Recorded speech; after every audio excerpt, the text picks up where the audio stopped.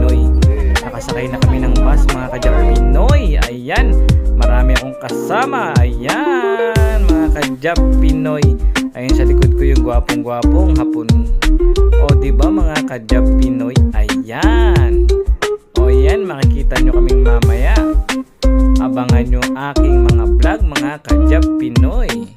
Naglalakbay kami. Ayan, nakita nyo ang lugar kung saan nakasakay na kami ng bus mga ka-Jap Pinoy. Ayan. Naglalakbay kami mga ka-Jap Pinoy. Ayan. Abangan nyo ang mga latest video ko mga ka-Jap Pinoy. Ayan. Malayo-layo ang ating lalakbayin mga ka-Jap Pinoy. Jap Pinay!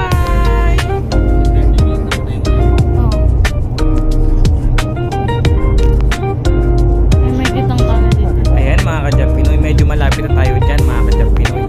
Nakikita natin ang building mga ka-Jap Pinoy. Ayan, ang ganda ng mga building dyan mga ka-Jap Pinoy.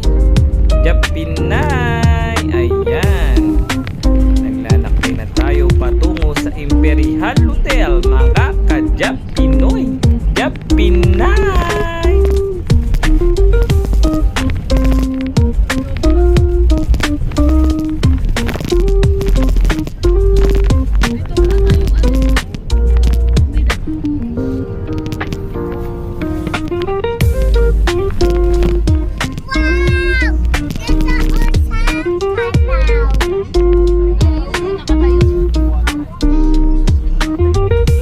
Mga ka-Jap Pinoy, malapit na kami. Ayan.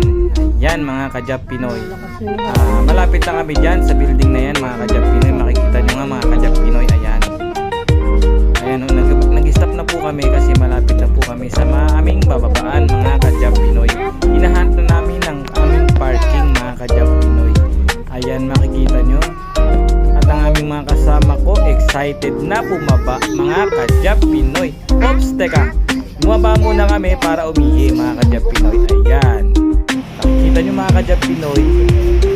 Ano muna sila umihi mga ka-Jap Pinoy. Jap Pinay! Ayan. Oops, ayan na. Malapit na mga ka-Jap Pinoy.